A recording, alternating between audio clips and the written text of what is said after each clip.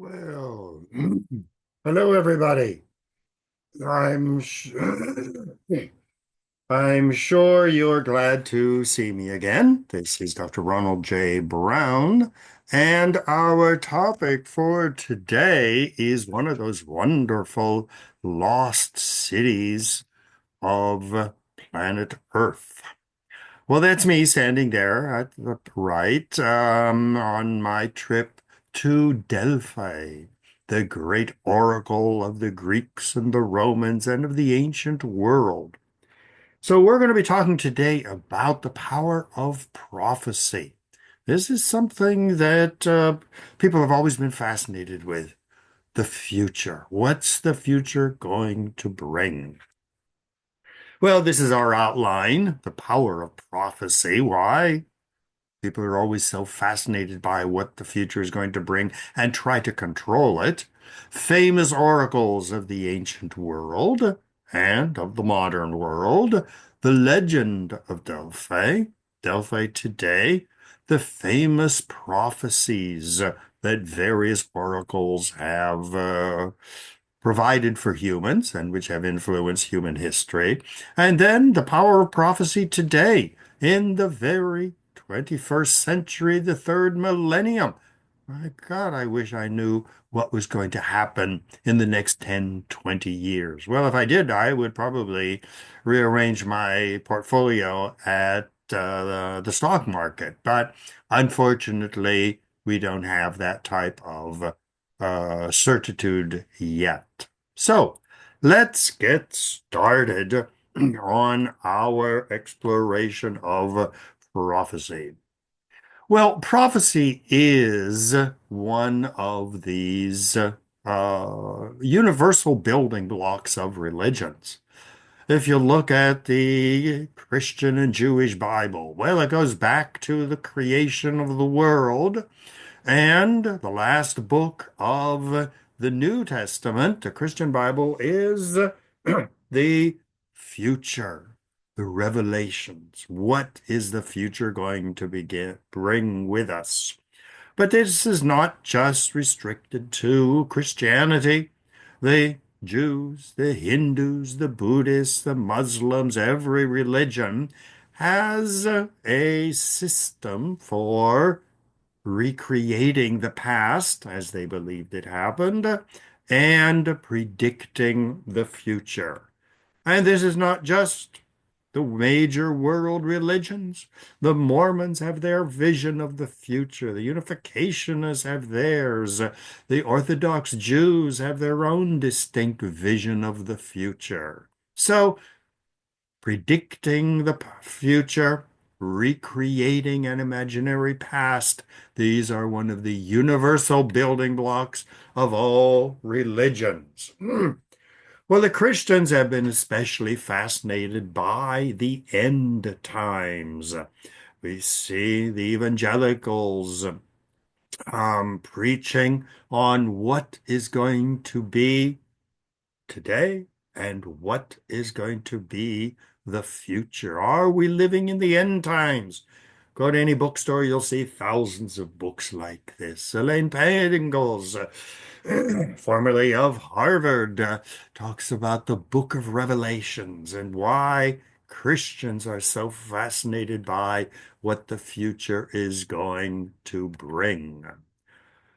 Well, today, beginning of the 21st century, third millennium, people like Francis Fukuyama are predicting what is the future. Thomas Friedman, the world is flat, giving a history of the 21st century.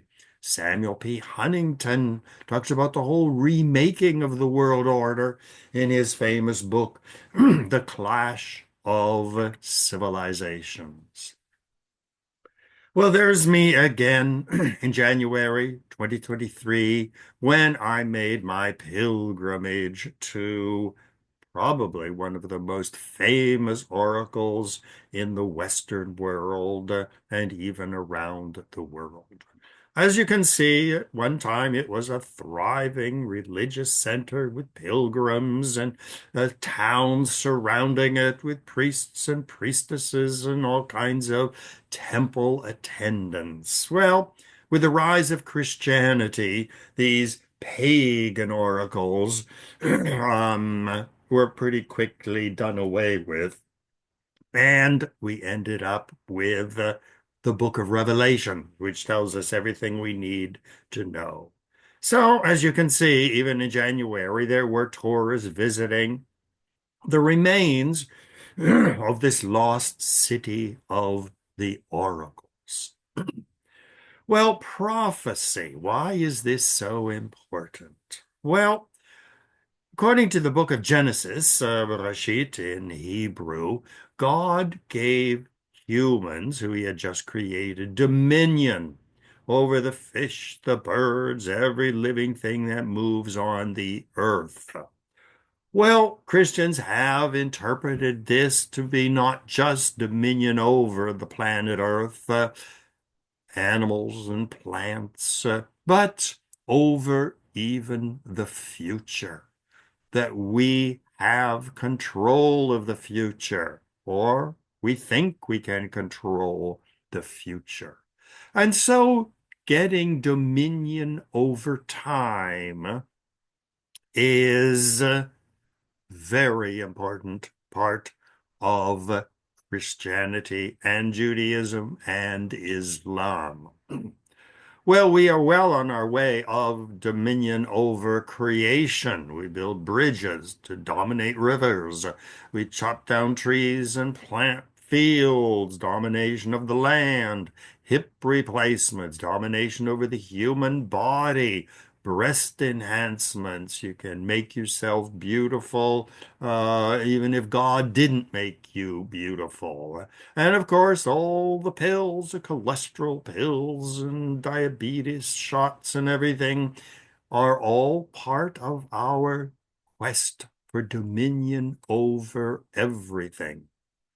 To control time, we build clocks and watches and sundials. At the bottom is the Aztec calendar stone, interlocking calendars marking each age.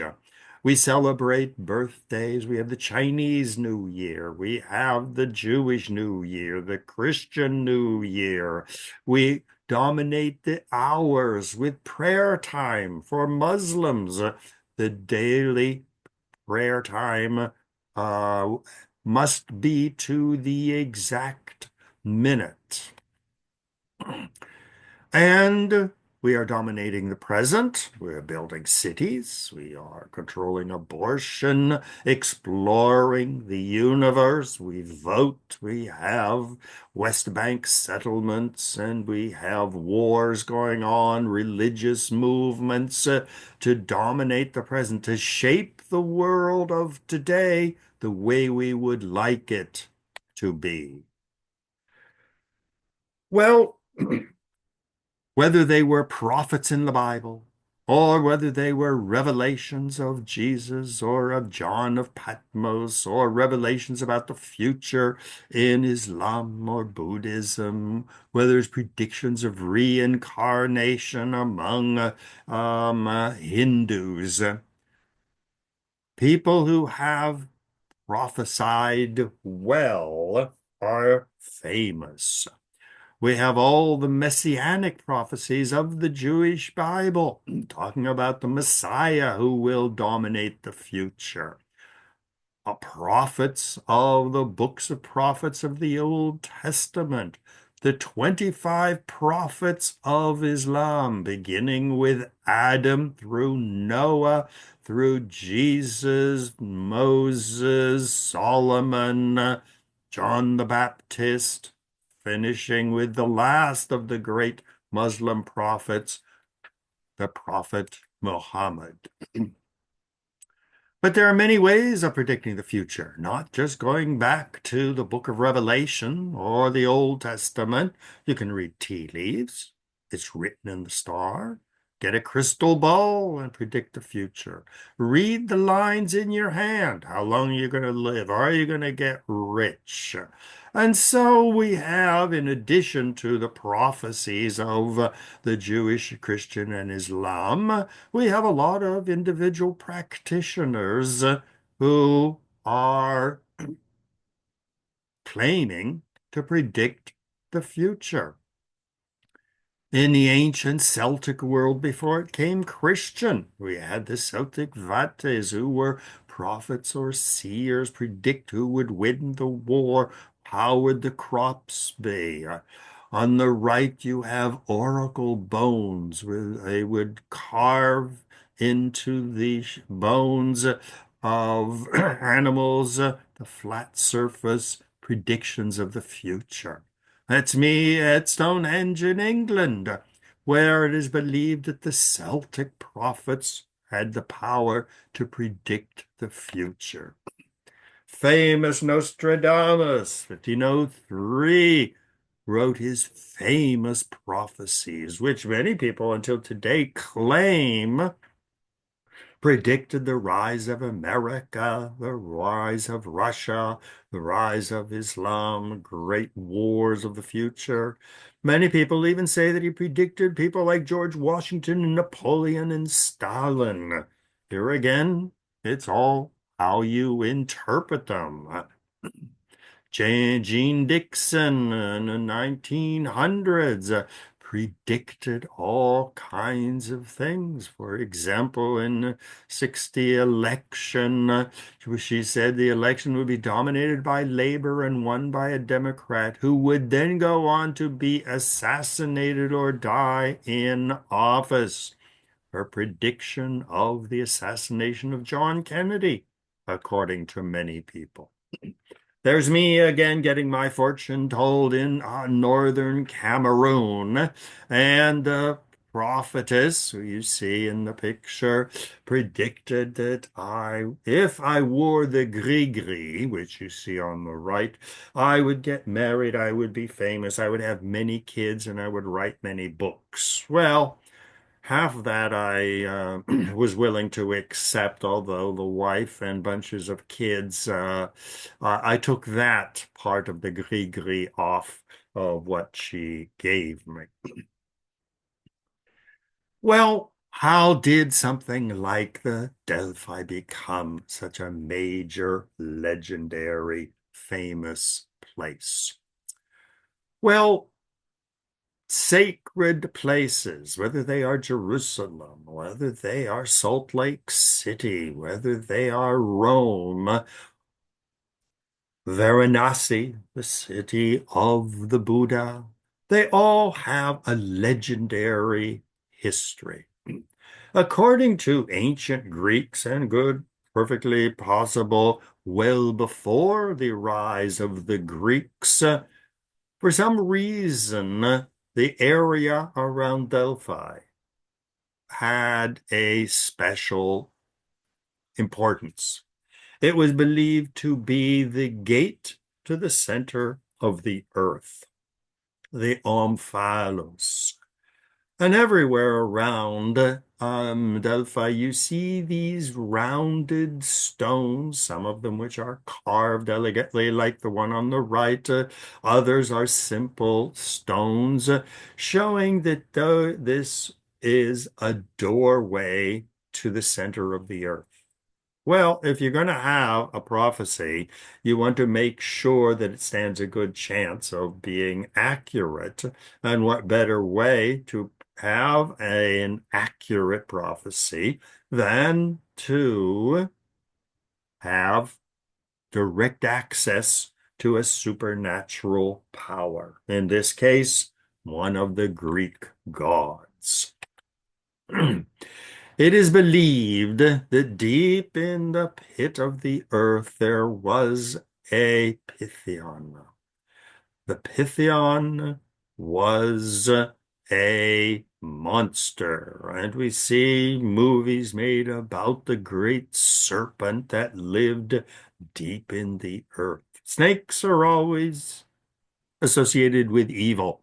Think of the serpent tempting Eve to eat the apple. Well, the Pythion and its slaying by the Greek god Apollo was a very important legend of the ancient Greeks. And like stories of Adam and Eve and all of these ancient legends, They were firmly believed as being not just legends or stories, but reality.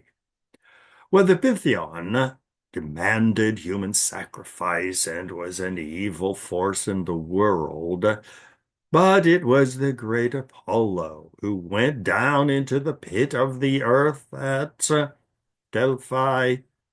He found the serpent and slayed it. On the right, you see a statue. I believe it's Roman period. Once again, recreating Apollo, the god, slaying the serpent. Apollo was the god of archery, music, dance, truth, and prophecy.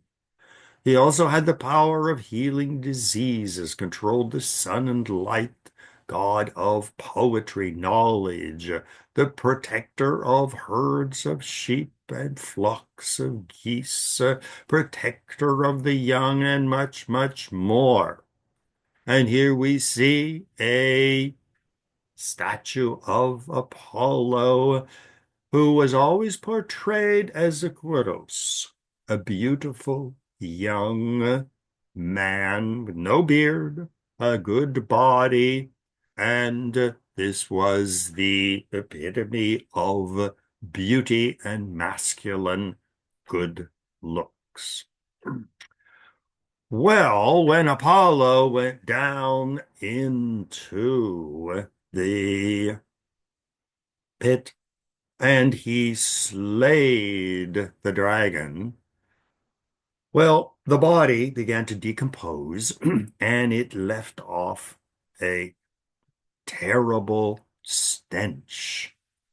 And the prophets and prophetesses would go and breathe in this stench, and it would overpower them, and they would utter prophecies under the influence of the decomposing body of the dragon.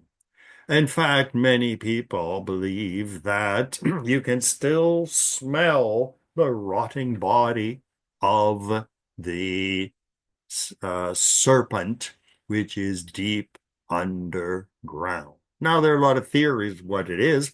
Some people say it's a type of gas coming from the limestone and other mixtures of stones and water and chemicals that cause a person to go into a state of stupor and yet speak and reveal things about the future. The Pythia was the high priestess of the temple. In fact, I say that the word Pythia, Pythion, comes from the Greek word to rot.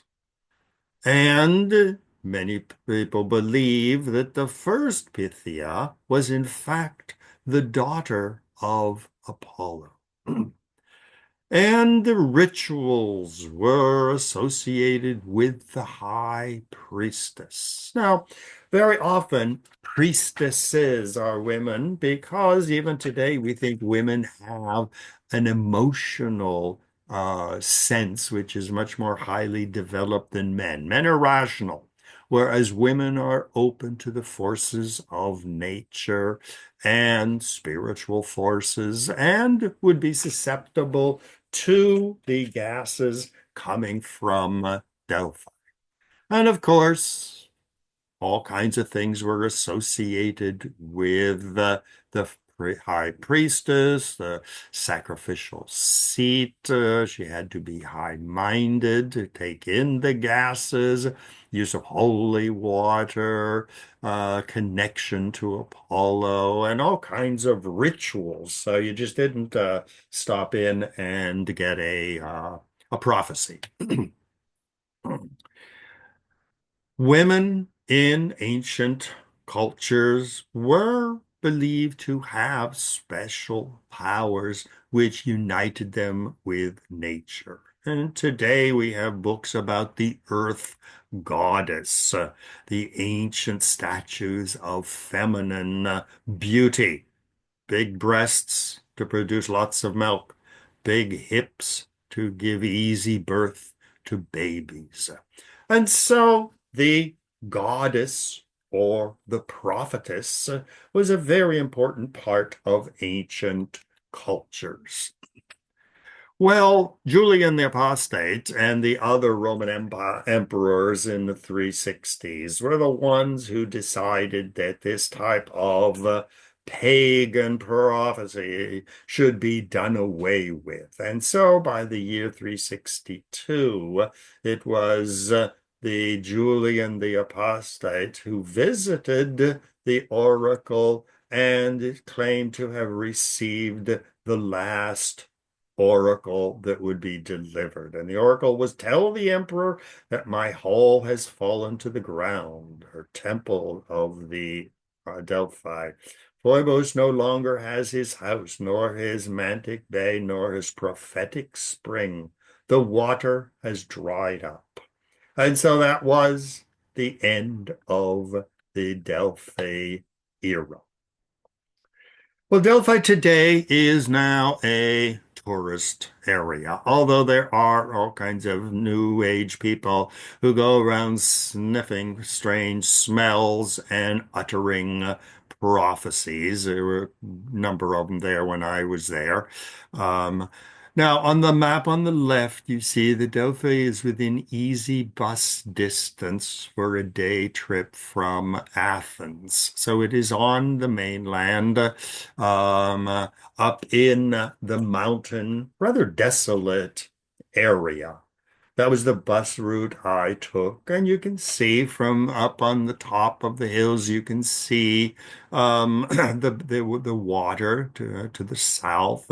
It took a little bit over 2 hours, although there was quite a bit of traffic because I went on a weekend, so it was closer to 3 hours. Mount Parnassus is the dominant feature because it is up in the hills, and that is believed that it was the center of the world, the center of the Greek world. Now, on the right, you see the hill going up and the road down at the bottom, and the Delphi complex literally clings to the side of the mountain. So it was never agricultural area. It was a rather desolate area that assumed all of this mystical power. The closest town is Arova, which is rather touristy, and that's the main drag. That's where we had all the traffic getting there. And you can see from the picture on the left, it clings as well to the side of mountains. So you have to be rather athletic to go running around in this area. The sanctuary itself contains a good number of buildings, temples to Apollo, the treasury, the Stoa of the Athenians, so various Greek principalities and kingdoms all had a special temple built to show that it was an important area. Number 23 was the theater, which was a big stone amphitheater where events would occur. The 17 was the Temple of Apollo. So it was a major complex of buildings. Number 8 at the bottom on the left, that was the navel stone, the entrance to the underworld. This is a reconstruction of what it looked like in its heyday. You can see the amphitheater up in the distance, and you see all of the smaller temples. It was sort of a place where every king would go to receive prophecies and would leave behind money to build a smallish temple. and all made of white, mainly marble with the red tile. So it's a good walking area. So wear good shoes and be prepared to walk. This is the remains of the Temple of Apollo from the 4th century before the Common Era. Although it is believed that some of the remains go back 600 before the Common Era, the classical period of the 5 to the 336 was the high point of Greek culture. And it was not just in Greece, but all of the western coast of Turkey was populated by Greeks under Alexander the Great. Egypt had its city of Alexandria, one of the great cities. Southern Italy, Marseille, Barcelona were all ancient Greek cities, which all venerated Delphi. This is a building called the Treasury, where evidently treasures were kept. People would receive a prophecy and they would leave behind gifts in the middle. That's me in front of the um, treasury, and it has been restored. Sometimes you see the different colored stones because some of the older stones were in bad repair and were replaced with new stones. This is the Thalos, which was a temple structure, and on the right was the amphitheater. Once again, a magnificent view with the benches basically built into the side of a hill. Perfectly a good location for a theater. And of course, the Greeks loved their drama and their comedies and their theatrical presentations. Here again, this is the treasury, and the right and on the left are what many of the buildings are today. You see a couple of pillars, and at the back you see that the mountain soars up. So from the theater you get a magnificent view of the valleys in front of you, and then you turn around and you see the dramatic exposed stone mountains behind you. There is now the Delphi Museum, which was founded in 1903, and the current building, ultra modern, which you see on the left, dates from 2003, so it's not 20 years old. You can see that the olive trees in the front are still very small. It is a white stone building. I don't know whether it's marble or granite or what, but still in keeping with the whiteness of the buildings. Inside, they have the model of what the temple complex actually looked like.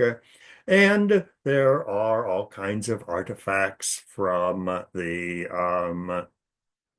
excavations, potteries, remnants of statues. It has been thoroughly excavated. I don't think they are coming across anything more because it was on the side of a hill and everything was built on the bedrock itself. So even if you see a building and you were to excavate underneath it, you're not going to find anything there. The soil was thin, constantly being washed down into the valleys, and so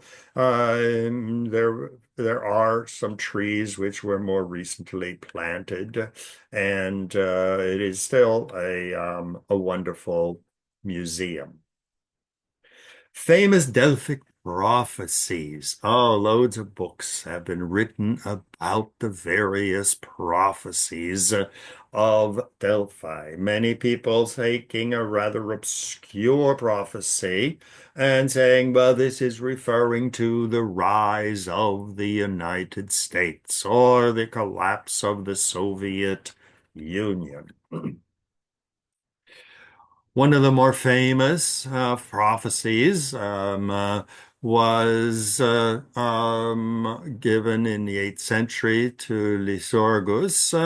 Love of money and nothing else will ruin Sparta. It's the kind of prophecies that a king would get, meaning don't be so interested in just money, but keep up a certain ethical and moral society. In 594, Solon, the Athenian lawgiver, ended up going to war. And the oracle told him before he went to war, first, sacrifice to the warriors who once had their home in this island, who now the rolling plain of fair Asopia covers, laid in the tombs of heroes with their faces turned to the sunset. Now, here again, this is one of these rather obscure prophecies. He didn't say whether he was going to win the war or not, but you could probably increase his chances of being victorious by paying attention to the good of the soldiers, valuing them, not to become a dictator. Cratius of Lydia, 560. Um, uh, you will destroy a great empire. One of these rather obscure prophecies. Um, uh, and many generals, for example, Putin or Netanyahu, when they go to war, they have to look at what might happen. And so when Croesus went to war, he was warned, yes, you will go to war, and a great empire will be destroyed. Here again, which empire? Was it when Croesus was destroyed, or would it be the Persians? And in the case of Putin, invade Ukraine, a great empire will be destroyed. Will it be Putin's? Will it be Ukraine? Or will the United States be drug into the war? Another prophecy was Sachem, who asked, is there any man alive wiser than Socrates? The oracle said, Sophocles is wise, Euripides is wiser, but of all men, Socrates is wisest. Here again, a rather firm, straightforward answer to the question. Emperor Nero, who was 30 years old and had just killed his mother, went to the oracle, and the oracle told him, your presence here outrages the God you seek. Go back. Matricide, mother killing. The number 73 marks the hour of your end. And he did die at the age of 73. Not a very welcoming prophecy. Well, what about the prophecies of the American future? Artificial intelligence. Is that going to be the end of humanity? The end of the world, alien invasions, global warming, atomic war. General Sir John Hackett talking about the Third World War and future history. In the great TV series, The Matrix, prophet was very important. We see the prophetess in her kitchen making cookies, and the heroes of the Matrix consulted her, once again saying, we can control and have dominion over many things, but not everything. Star Wars features prophets very importantly in their films. And they were trained in the use of the dark side of the Force. And so prophecy is still a very important part of popular culture. Future of the United States, countdown. Chronological Guide to Bible Prophecy, Messianic Prophecy, the evangelical Christians, Muslims, the Israelis all cite biblical prophecies. Netanyahu cited a biblical prophecy that he was to kill the descendants of the Amalekites. And so when he began his genocide in Gaza, he was following instructions from God. Christians, very much under leadership like Cal Lindsay, countdown to Armageddon, predicting the future and the second coming of Jesus. Evangelical Christians like Pat Robertson's just love predicting the future, picking and choosing from the Jewish Bible, the Christian Bible, piecing together a chronology of the end times. Very full well predicting the end of the world, the end of the age, and the coming of Jesus the Messiah. All prophesied in the Jewish Bible, the Christian Bible, and so many people since then. Tim LaHaye's series Left Behind, movies, books, very much predict the second coming and the events of the end times. Christian Zionists preparing for the restoration of Israel, rebuilding of the temple, and the second coming of Jesus. Well, this is very much alive today. Donald Trump and the evangelicals firmly believe in the signs of the future. Other evangelicals around the world, Bolsonaro in Brazil, built his Temple of Solomon in São Paulo to welcome back Jesus, the returning Messiah. So oracles like Delphi, like every other predictor of the future, are still very much a part of our world. Well, this is Ron Brown. Contact me, ronbrownmedia@gmail.com. And if you have any questions or comments, I would be thrilled to hear them. So, thank you very much for joining me, and I hope to hear from you in the future.